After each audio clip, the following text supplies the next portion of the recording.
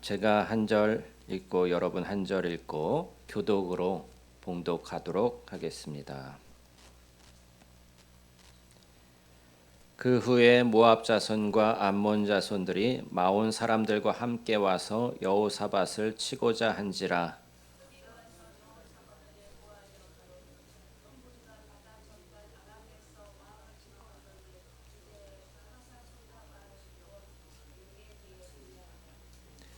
삼절 여호사밧이 두려워하여 여호와께로 낯을 향하여 간구하고 온 유다 백성에게 금식하라 공포하매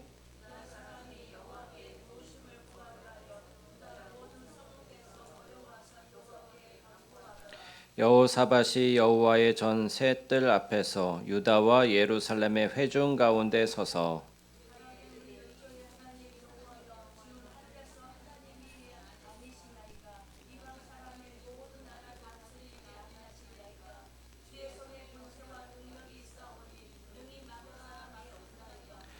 우리 하나님이시여 전에 이 땅 주민을 주의 백성 이스라엘 앞에서 쫓아내시고 그 땅을 주께서 사랑하시는 아브라함의 자손에게 영원히 주지 아니하셨나이까.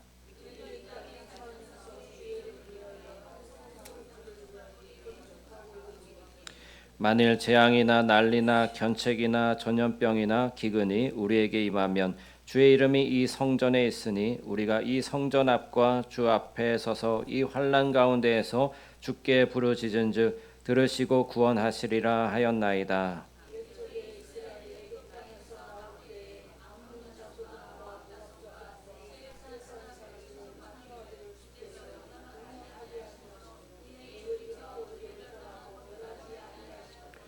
이제 그들이 우리에게 갚는 것을 보옵소서. 그들이 와서 주께서 우리에게 주신 주의 기업에서 우리를 쫓아내고자 하나이다.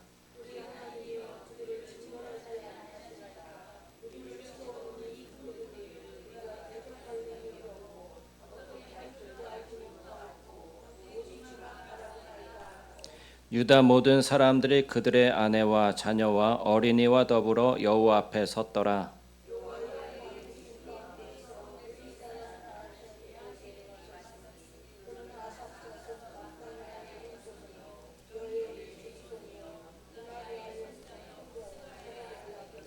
야시엘이 이르되 온 유다와 예루살렘 주민과 여호사밧 왕이여 들을지어다. 여호와께서 이같이 너희에게 말씀하시기를 너희는 이 큰 무리로 말미암아 두려워하거나 놀라지 말라. 이 전쟁은 너희에게 속한 것이 아니요 하나님께 속한 것이니라.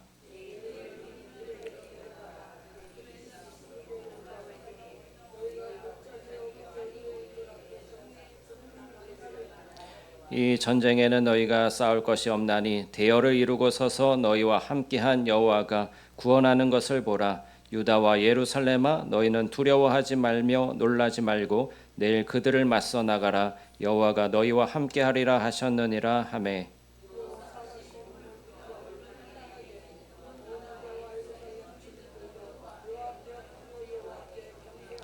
그핫 자손과 고라 자손에게 속한 레위 사람들은 서서 심히 큰 소리로 이스라엘 하나님 여호와를 찬송하니라.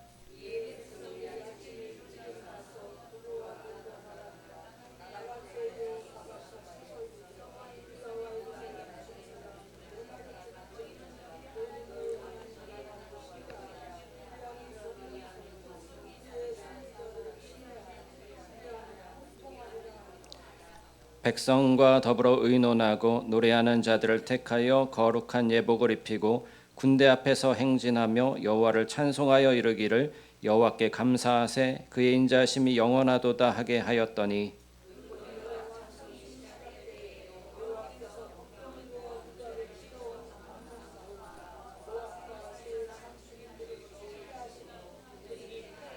함께 읽습니다. 곧 암몬과 모압 자손이 일어나 세일산 주민들을 쳐서 진멸하고 세일 주민들을 멸한 후에는 그들이 서로 쳐 죽였더라. 아멘. 할렐루야. 추수감사절에 서로 감사하고 하나님께 감사하시는 여러분 되시기를 바랍니다. 여호사밧은 유다의 왕이 되었고 다윗과 같이 선한 통치로 우상 숭배를 버리고 하나님께 돌이키는 종교 개혁을 일으킨 선한 왕이었습니다. 그가 잘못한 한 가지가 있었는데 그것은 북이스라엘의 아합 왕과 함께 연합을 했던 거예요. 아합 왕은 선한 왕이 아니었거든요. 하나님만 섬기는 왕이 아니라 바알 숭배를 이스라엘에 퍼뜨렸던 장본인이었습니다. 그런데 아합 왕과 함께 연합해서 전쟁에 나간 것은 여호사밧 왕의 실책이고 잘못된 것이었죠. 마치 우리나라가 북한 정권과 야합해가지고 미국과 전쟁을 한다든지 다른 나라와 전쟁하는 그런 모습을 띈 것과 같은 거예요. 북한은 하나님을 인정하지 않는 우상 숭배 집단인데 그렇게 연합해서는 안 되듯이 여호사밧이 아합 왕과 연합해서는 안 되는 거였습니다. 그런데 여호사밧은 그 외에는 하나님께 기쁨을 받는 하나님의 마음에 합한 그러한 선한 왕이었던 것입니다. 그런데 모압과 암몬과 또 마온 사람들이 함께 연합을 해서 여호사밧을 치러 왔어요. 한 사람의 전령이 여호사밧 왕에게 와서 그 사실을 알리자 여호사밧이 어떤 반응을 보였을까요?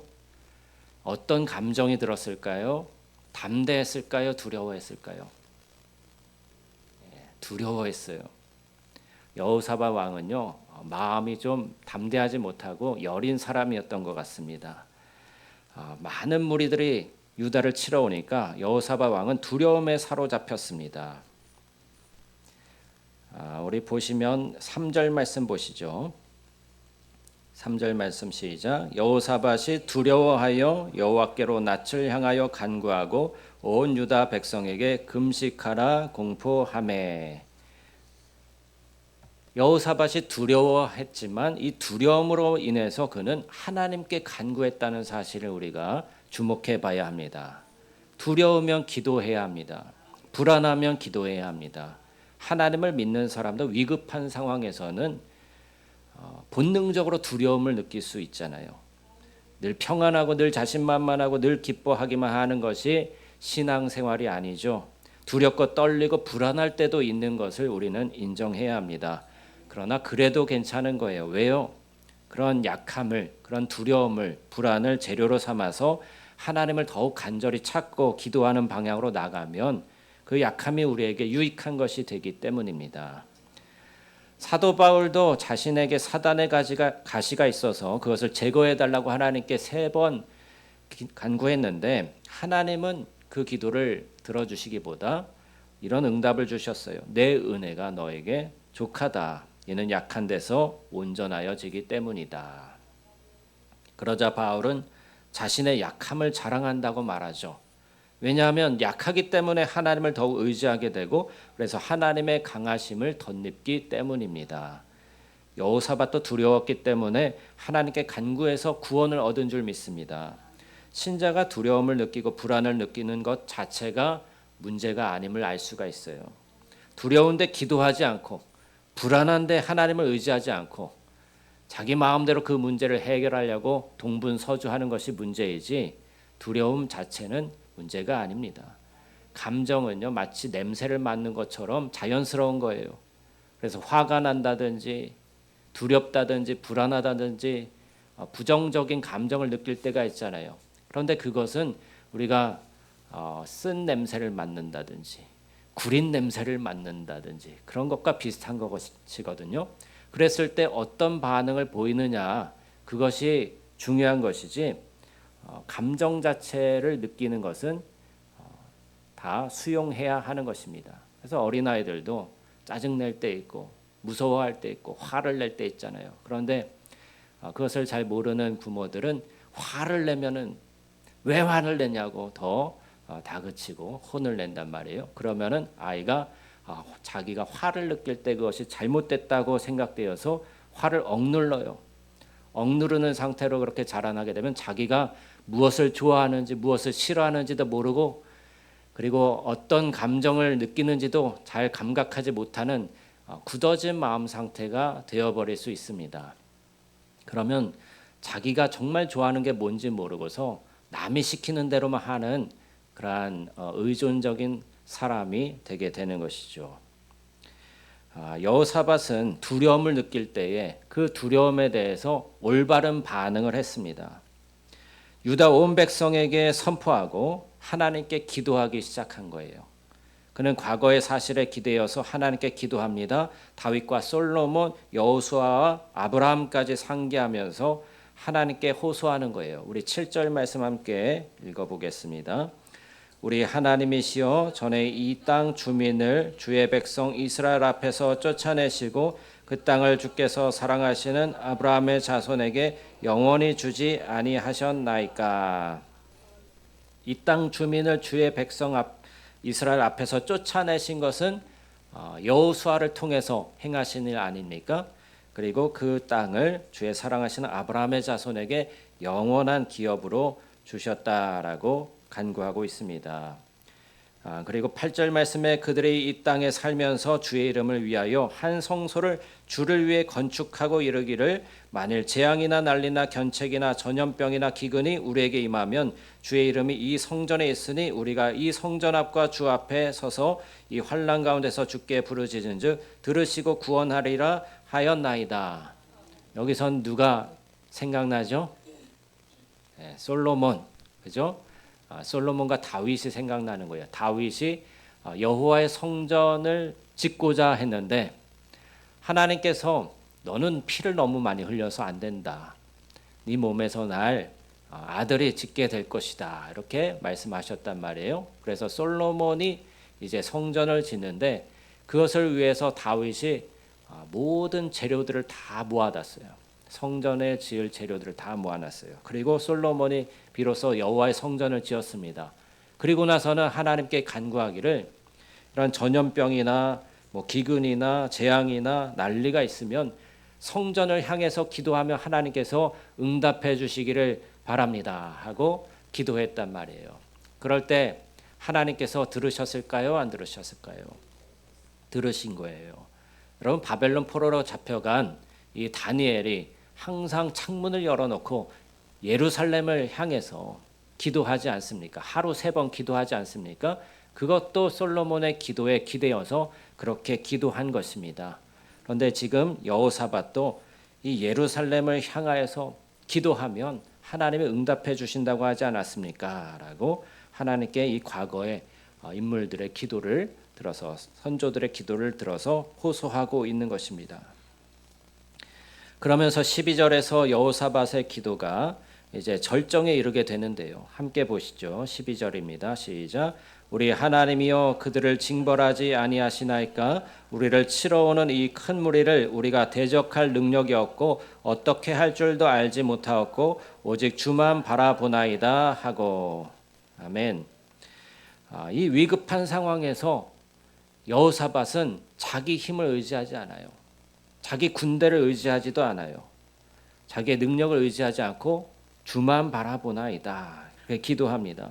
이 큰 무리를 우리가 대적할 능력이 없고 어떻게 할 줄도 알지 못하고 오직 주만 바라보나이다 라고 고백하는 거예요. 우리가 어떤 일을 감당하려고 할 때요, 우리 자신을 성찰해서 우리가 그것을 감당할 역량이 있는지 없는지부터 봐야 되거든요. 그런데 우리는 1년 계획을 세울 때, 여러분 1년 계획 세우십니까? 너무 길어서 1년 계획은, 저는 한 달 계획을 세우기 시작했어요. 한 달씩.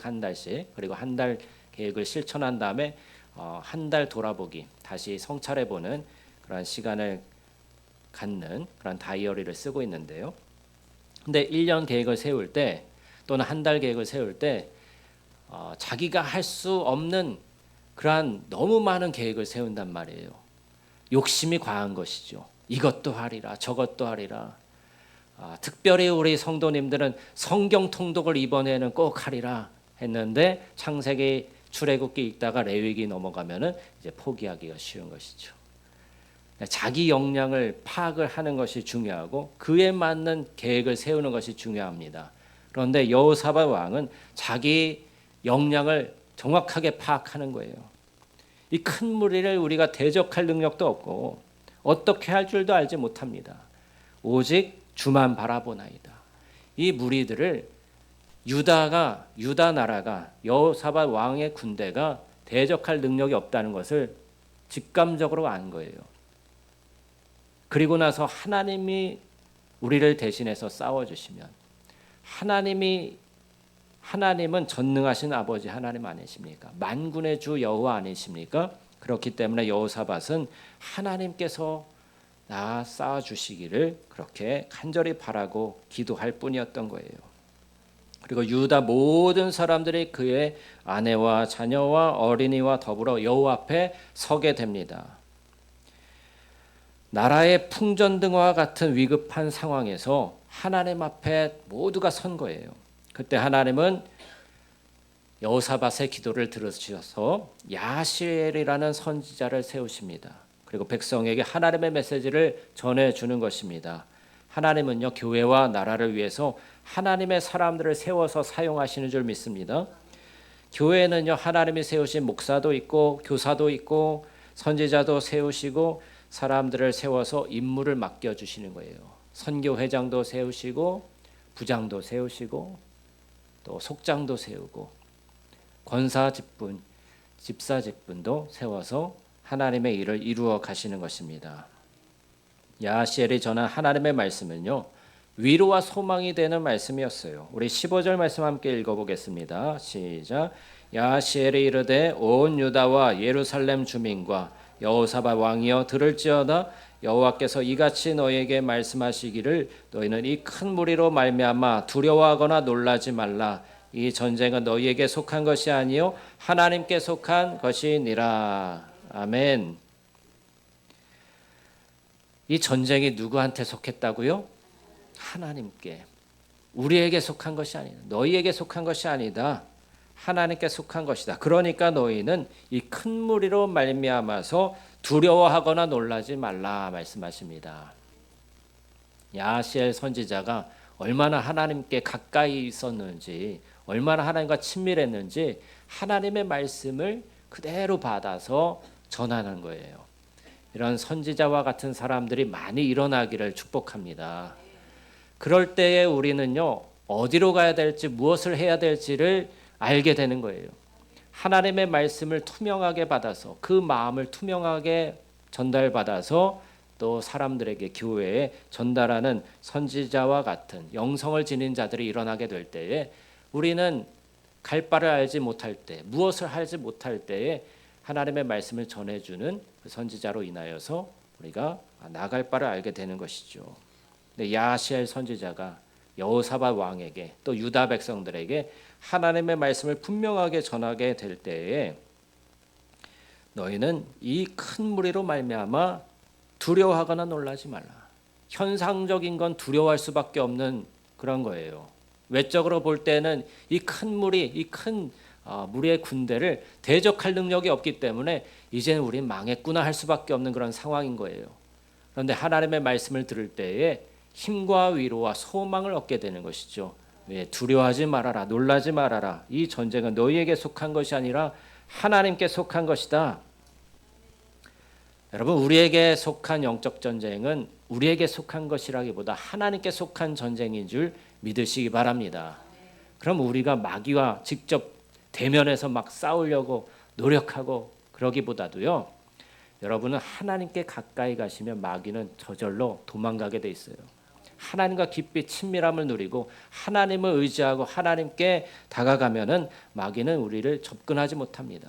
거룩한 성도들을 건드리지도 못하게 되는 거예요. 근데 늘 귀신과 싸우고 늘 마귀와 싸우고 내가 직접 나가서 싸우려고 하는 자들은 늘 계속 실패하고 넘어지면서 그 전쟁이 끊이지 않는 것이죠.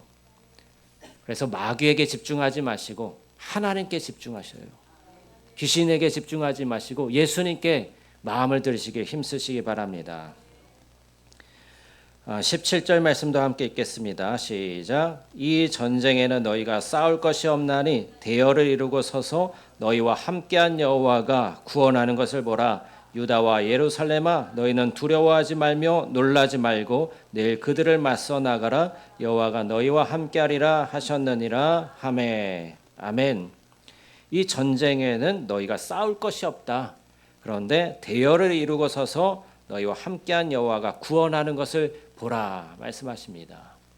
홍해 바다를 가르실 때에도 여호와의 구원을 보라. 너희는 가만히 서서 여호와의 구원을 보라 말씀하시지 않습니까?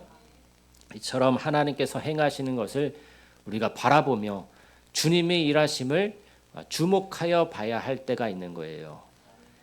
하나님은 구체적으로 해야 할 일을 명하시고 계시죠.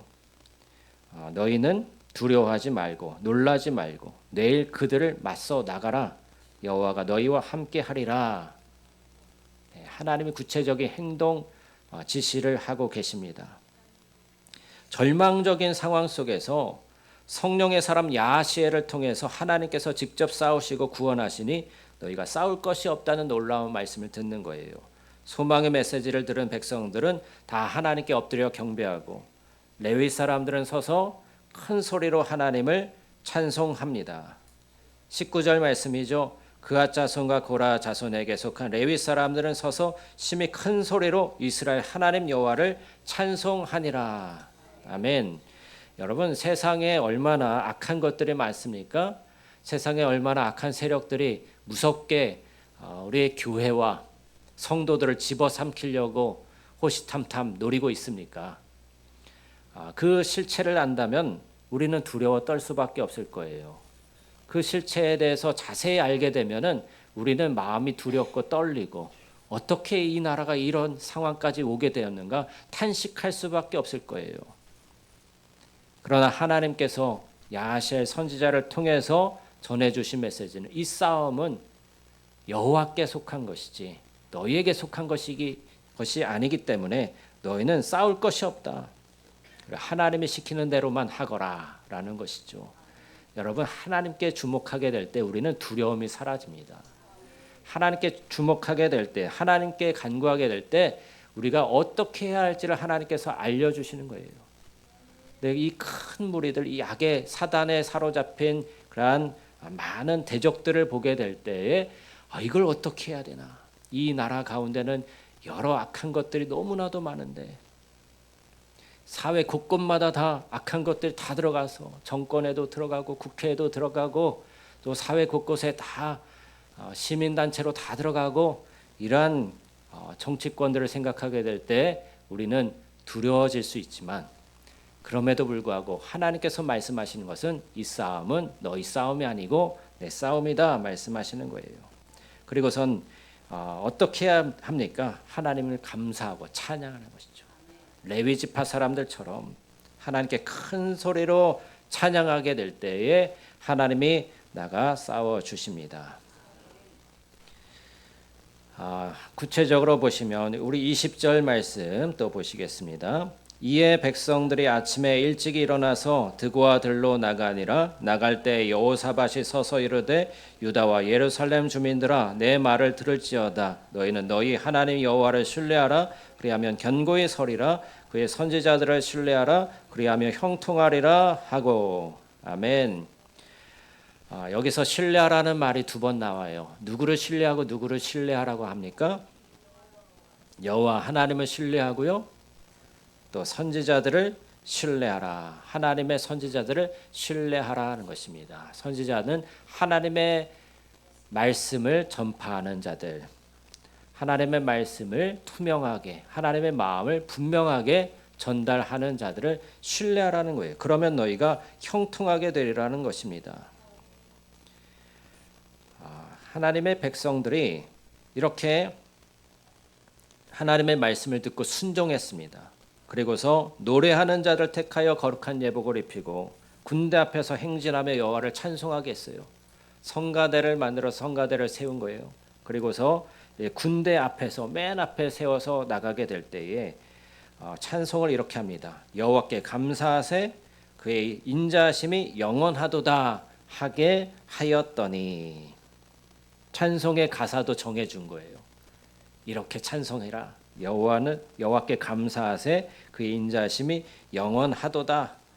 이 찬양한 사실과 함께 이 찬양 가사도 이미 승리한 자들의 찬양이지 나가서 싸우는 자들의 승리를 기원하는 찬양이 아니라는 사실에 여러분 주목하시기 바랍니다.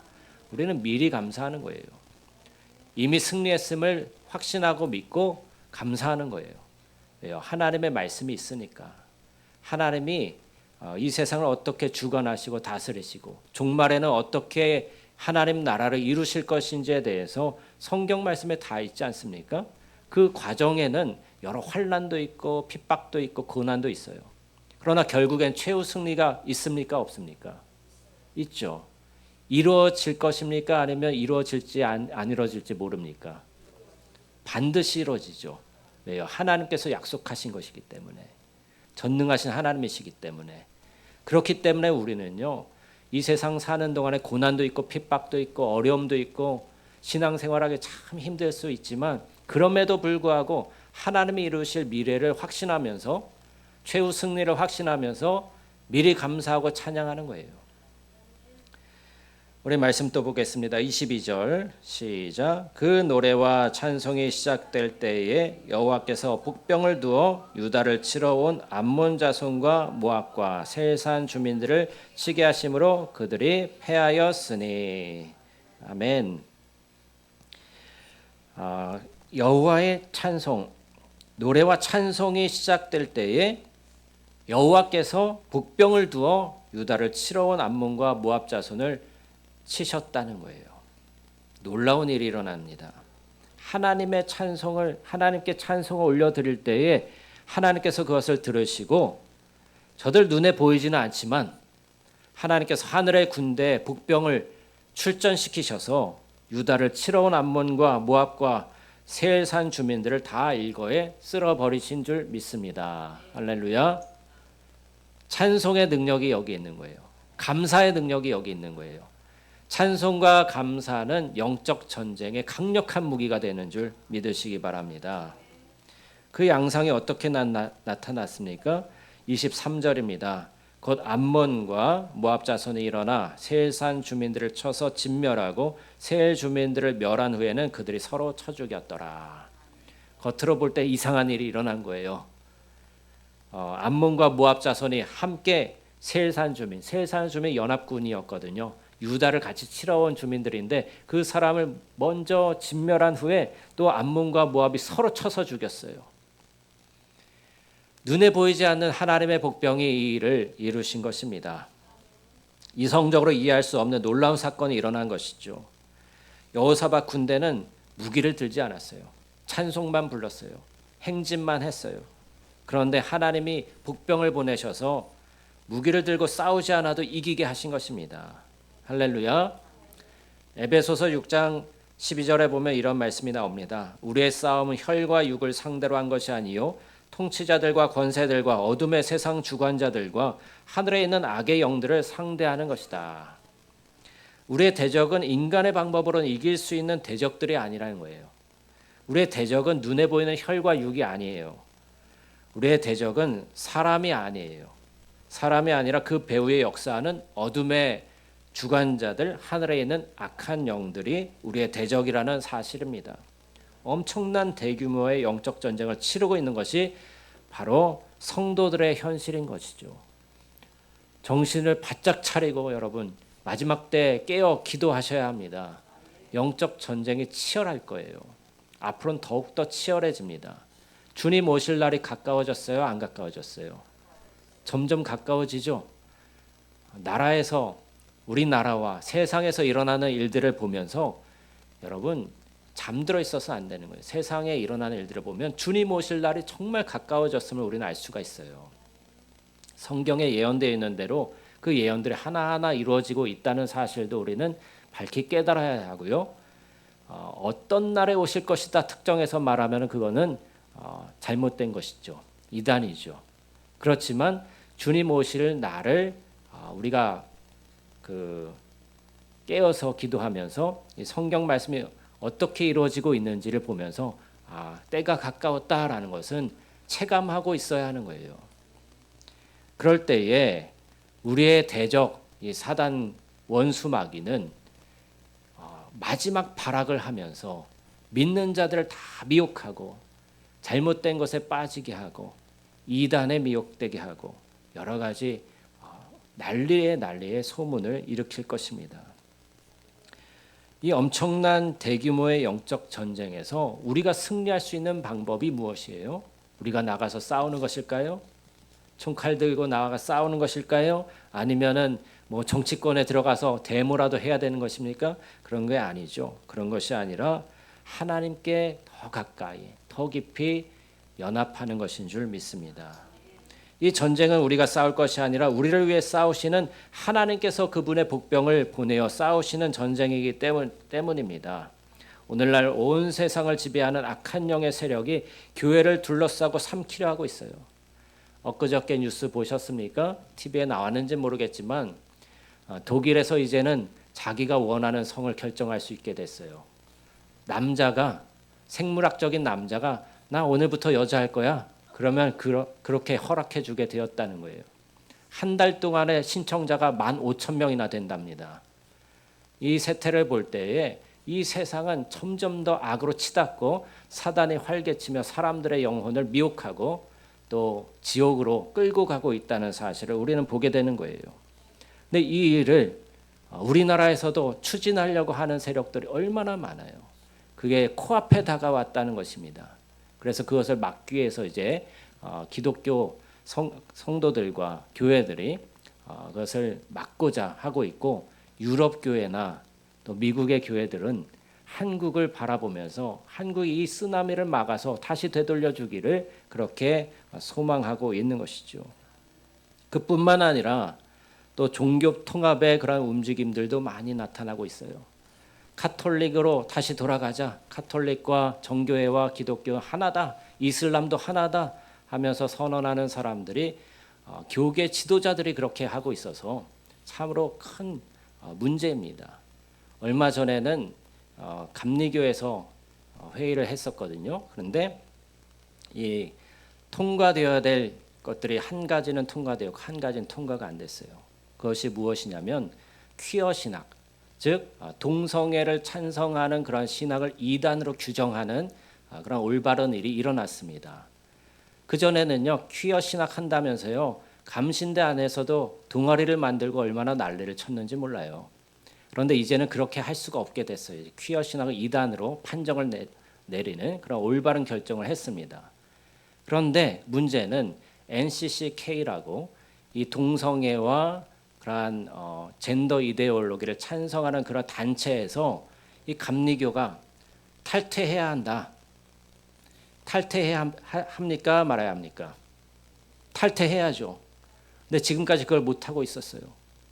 이번에 회의를 해서 참으로 신앙 가운데 바로 선 목사님들과 장로님들이 그걸 의제로 내고 이 감독회장 이철 회장님한테 의제로 내주십시오 라고 했는데 어떻게 됐을까요?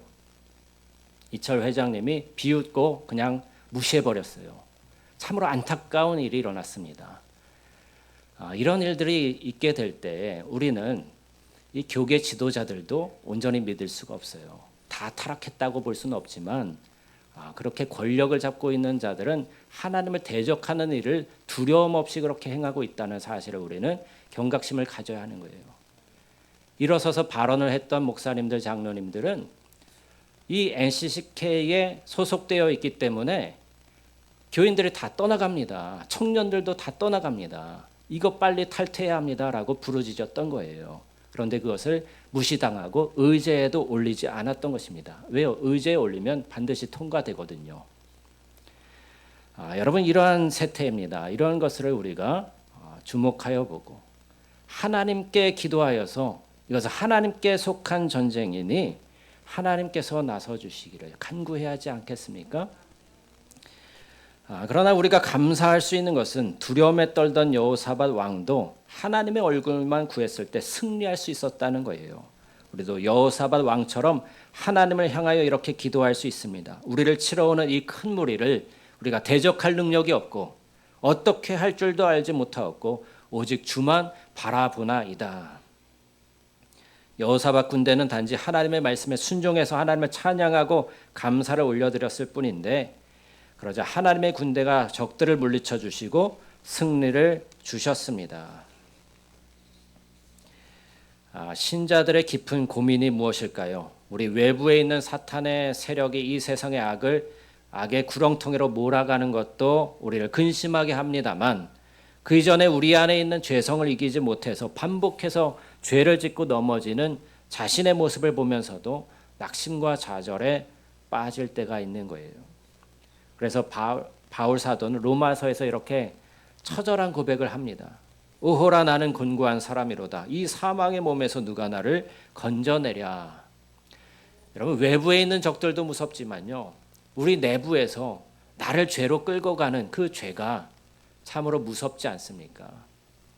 내 안에 거룩함을 이루지 못하면 우리가 어떻게 거룩한 삶을 살면서 바깥에 있는 악들과 싸울 수 있겠어요? 그럴 수가 없겠죠. 바울은 그런 자신의 죄성을 깊이 탄식하면서 이어서 하나님께 감사를 올려드려요. 놀라운 말씀이죠. 우리 주 예수 그리스도로 말미암아 하나님께 감사하리로다. 그런즉 내 자신이 마음으로는 하나님의 법을, 육신으로는 죄의 법을 섬기노라. 이 말씀에서요, 바울은 자기 자신의 그러한 죄성을 깊이 탄식하고 이 사망의 몸에서 나를 누가 건져줄 수 있을까라고 탄식했어요. 그러면서도 고백하기를 하나님께 감사하리로다라고 감사의 고백을 합니다. 왜 그렇습니까? 이 말씀은 죄성이나 죄의 세력에 대해 감사한다는 것이 아니에요. 바로 나의 연약함을 깨닫게 해주셔서 감사하다는 말이죠. 다른 말로 하면 아직도 나의 내면에 죄에 쉽게 무너지는 이런 연약함과 무기력을 알게 해주시니 감사합니다. 내 속에 아직도 더러운 것이 있다는 것을 알게 하시니 감사합니다. 나의 죄성을 내 힘으로 이길 수가 없습니다. 이건 너무나도 큰 대적이고 너무나도 불가능한 전쟁입니다.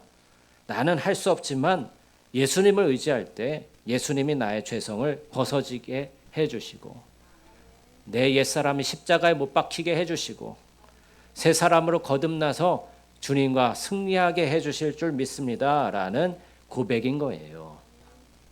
여러분, 우리는 안팎으로 공격을 당하는 성도들이거든요. 이 세상은 죄악으로 가득 찬 것이 왜 죄악으로 가득 찼습니까? 죄악으로 가득한 내면을 가진 그 사람들이 세상을 이렇게 악하게 만들고 있는 것 아닙니까? 마귀에게 사로잡힌 자, 죄에게 사로잡힌 자들이 세력을 이루어서 기관을 만들고 또 높은 자리에 앉아서 이 세상을 이렇게 더럽히고 지옥으로 만드는 것 아닙니까? 그런데 우리 안에 죄를 가지고서 그들과 어떻게 대적하여 싸울 수 있겠어요? 마귀에게 어떻게 대적할 수 있겠어요? 거룩함을 이루어야 이길 수 있는 것이죠. 이 거룩함을 내가 이룰 수가 있는 것이 아니라 여호사밧 왕이 이 큰 무리를 우리가 대적할 능력이 없고 어떻게 할 줄도 알지 못하였고 오직 주만 바라보나이다 고백했던 것처럼 내 안에 있는 죄성, 내 안에 있는 악한 본성, 이런 것을 내가 어떻게 할 수가 없습니다. 주님만 바라봅니다 라고 고백할 때에 우리에게 승리를 주시는 주님이신 줄 믿습니다. 우리 함께 기도하겠습니다.